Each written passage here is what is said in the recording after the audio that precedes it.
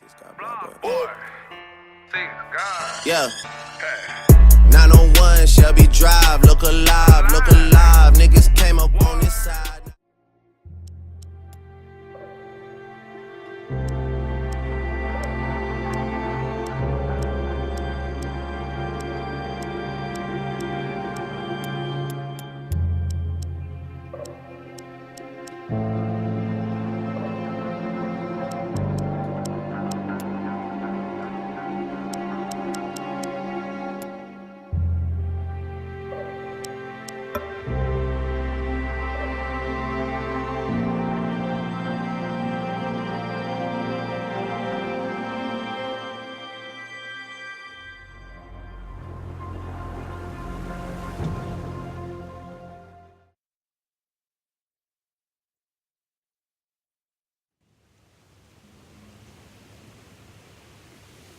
In my heart and mind, I always return to Atlantic Island Park.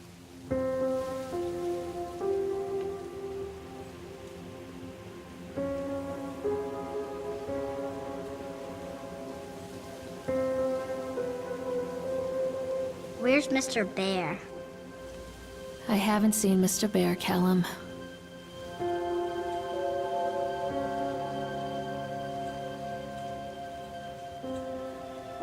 Stay in the car. I'll go and ask information.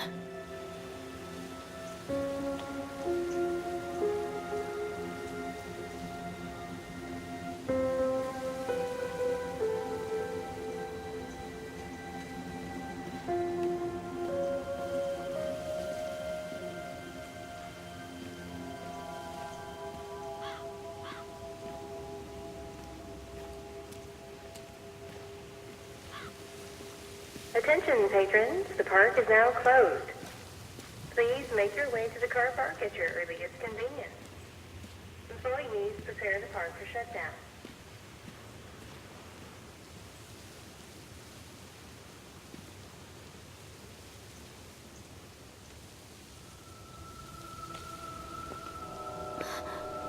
What?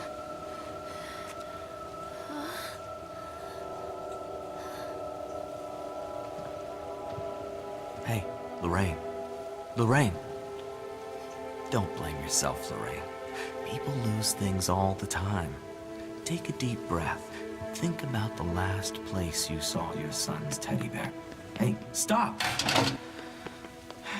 I think your boy just ran into the park. I'll unlock the gates for you.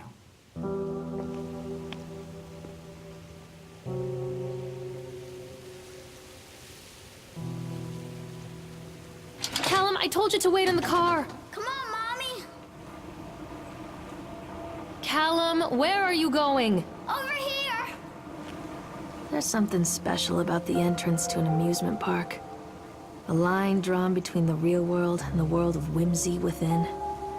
On this side, the apathy of our everyday lives. And on the other, anything we might dare to dream. It's no wonder Callum ran back inside. I wouldn't want to leave either. Attention employees, the park is now closed. Wait for Mommy, Callum! Have a safe journey This way, home. Mommy!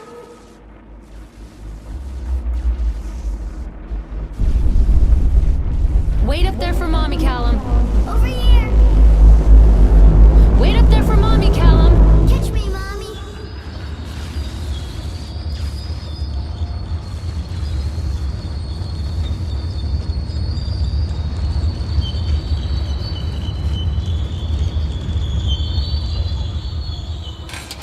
Oh God.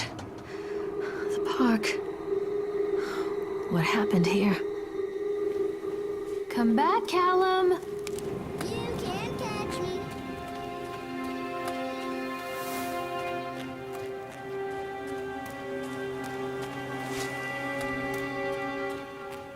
Stop! Callum!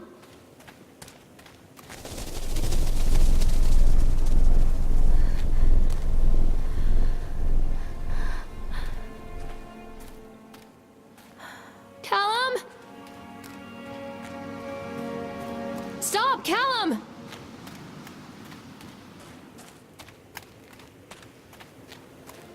Callum, stay where you are!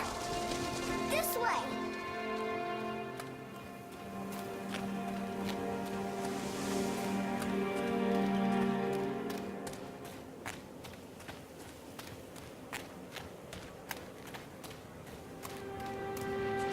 I'm not playing anymore, Callum. Come on, this way. Callum, stay where you are.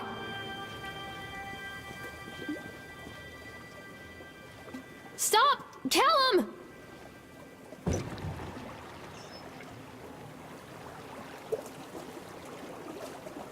Come on, Mommy. Wait, Callum!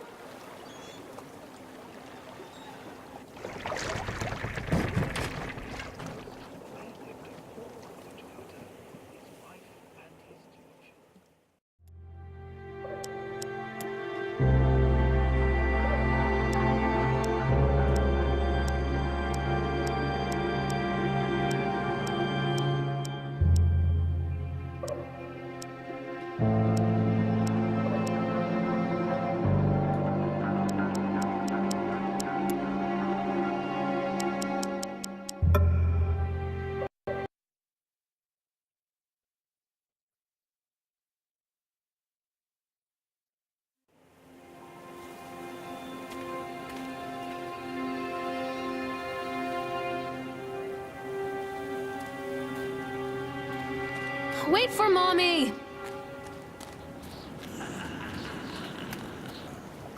Callum, stay where you are!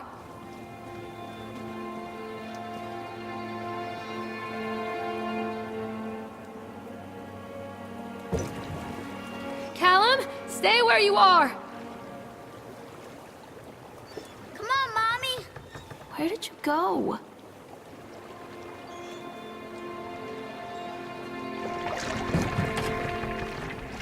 Hello?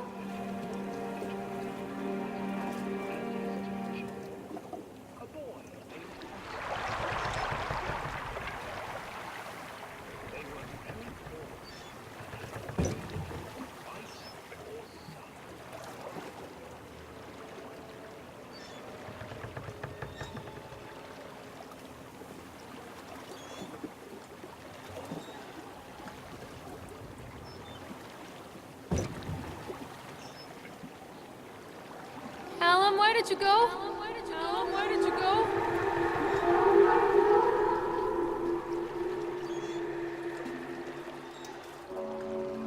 Near a great forest, there lived a poor woodcutter, his wife and his 2 children. A boy named Hansel and a girl named Gretel. They were very poor and had very little to bite or sup.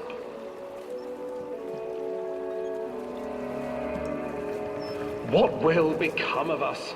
the woodcutter asked his wife one night. "I tell you what, husband, we will take the children into the thickest part of the forest tomorrow and abandon them there." "No, my wife, I cannot do that," said the man. "Then we will all 4 starve, you fool."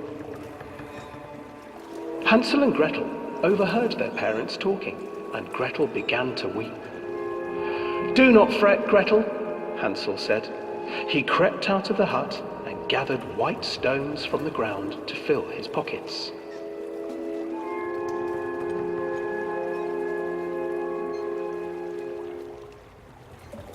The next morning, the woodcutter leads the children into the forest. Before they leave, their mother gives them a slice of bread and warns them that they will get no more food that day. Clever Hansel leaves a trail of white stones behind them as they pass into the woods. When their father leaves them, the children wait a while, then follow the trail back to their parents' house. After receiving a thorough scolding from their parents for getting lost in the woods, the children are sent to bed without any supper. Hansel tried to sneak out and collect more white stones, but found that the door was locked. "Tomorrow I will take them into the woods myself," the wife told the woodcutter. In the morning, their mother gave them a slice of bread and led them deep into the forest once again.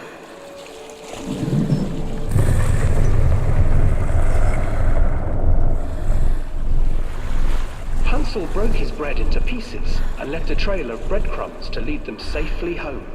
But hungry-eyed birds snatched up the breadcrumbs and his trail was destroyed.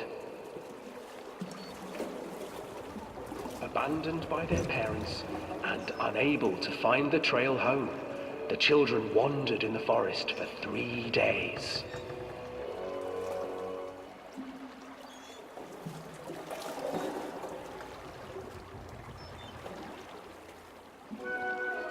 The children stumbled into a clearing with an exceedingly strange house. Its walls were made of gingerbread, and its windows were panes of clear sugar. Hansel, desperately hungry, ran forward and began to nibble on the walls.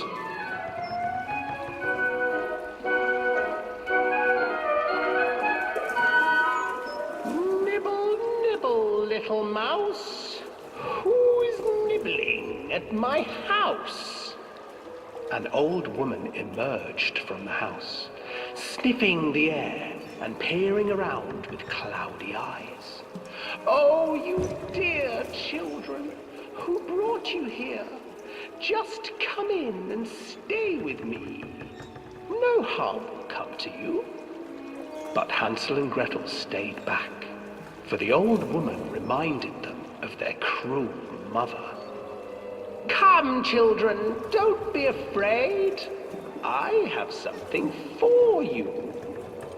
The old woman offered them 2 enormous lollipops. The children took them and began to eat. You see, nothing to fear here. Come inside, the old woman urged, and the children, still licking their sweets, followed.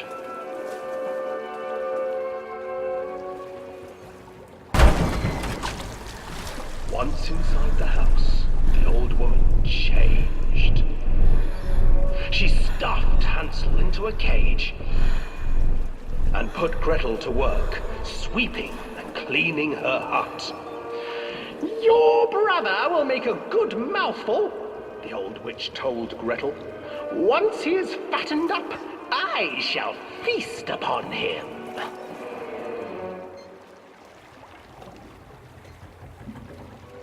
Time passed, and poor Hansel refused to eat, fearing the day that the witch would eat him.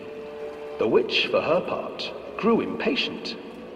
Today I will cook and eat your brother, Gretel. Climb inside and light the oven. But Gretel pretended not to understand. I do not know how. Where is the opening? Fool, the old witch said. The opening is here. And she moved to show Gretel.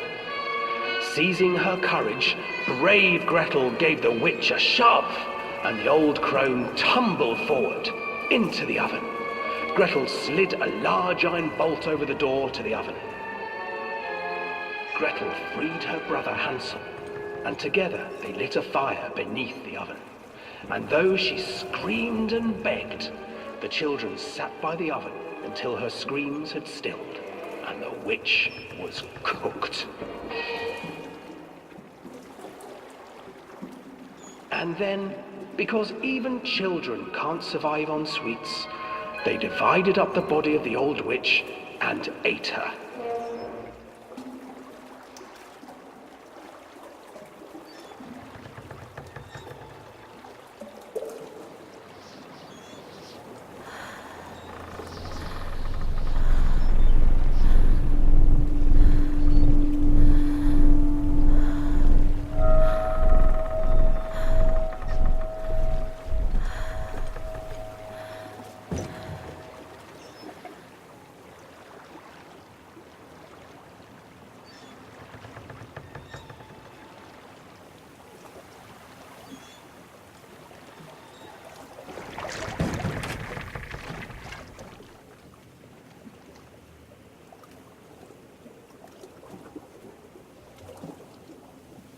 Callum, where are you?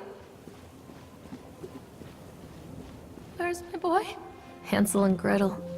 I used to read it to Callum when the electricity was shut off. Those poor children. The whole world against them. The forest, the birds, the old witch, even their own parents. I used to imagine that Callum and I were the kids in that story. Not mother and son, but brother and sister, hand in hand against the unkind world. We were always hungry, looking for our own house made of candy, looking for the sweetness that could take the pain away. Hunger leads people to desperate, terrible places where the tree branches reach like claws. Wait, Callum!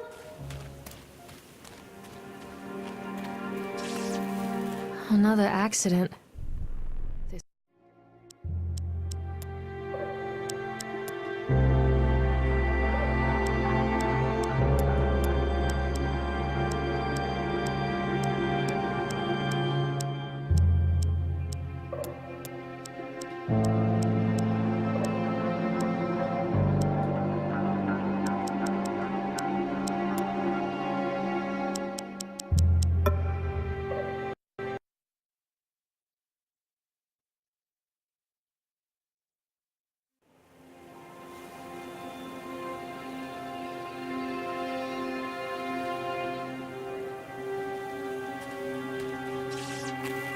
Another accident. This place.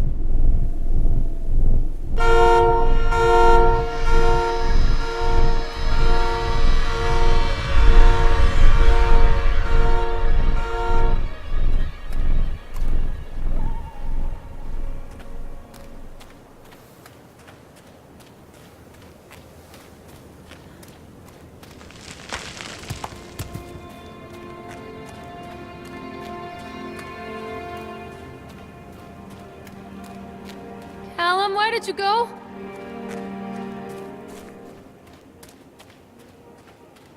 Please, Callum, tell me where you are!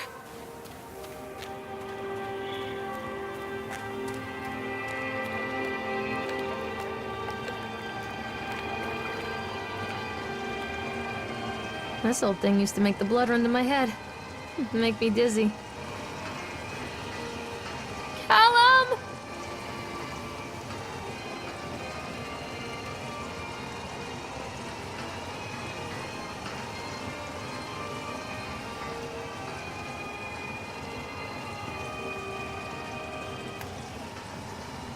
I can't get on while it's moving.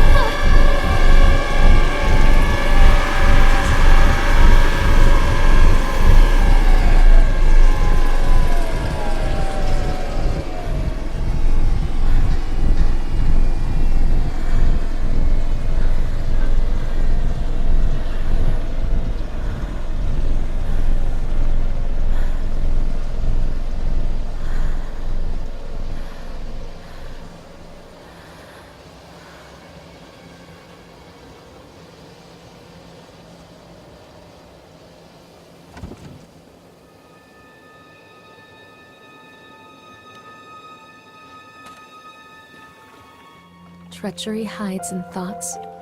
Treachery that lashes like a whip and scars our insides. The first time I saw Callum, my thoughts betrayed me. I looked down at this wrinkled, red, bawling thing and I thought, is that it? We build our world from expectations, and the world that I had built for Callum was no different. He was so real, so there, and so far from my expectations. They shattered, and as they fell in pieces, that one treacherous thought became a new foundation. All of the love that we shared, all of the warmth and goodness that followed, built on a single, traitorous thought.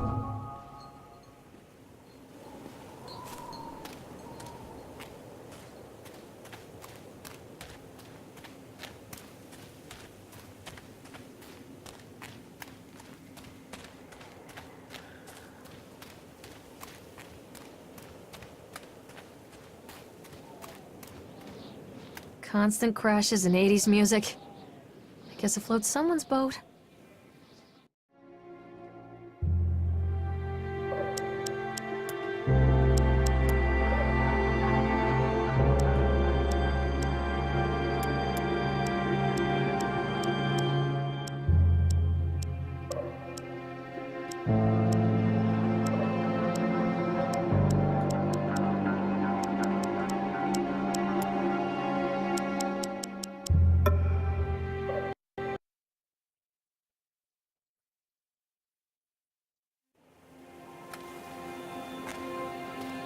Constant crashes and 80s music. I guess it floats someone's boat.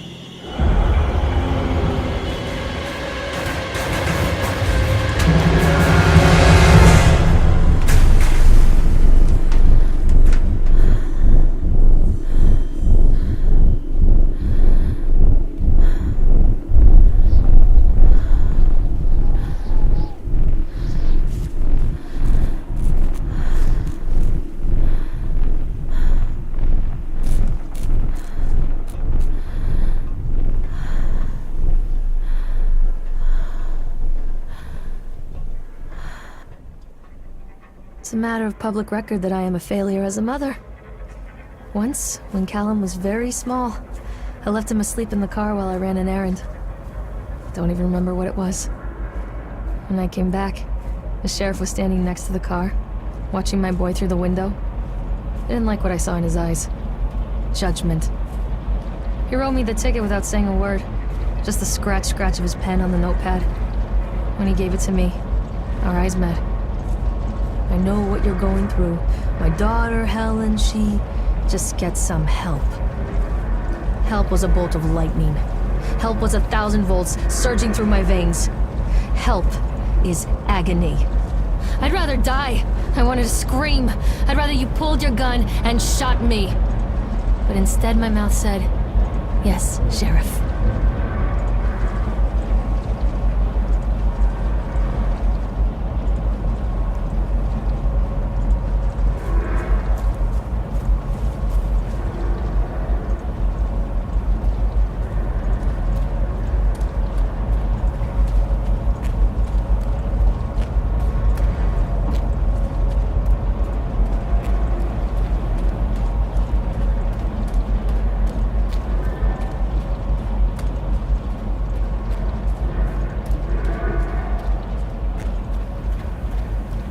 Stay where you are!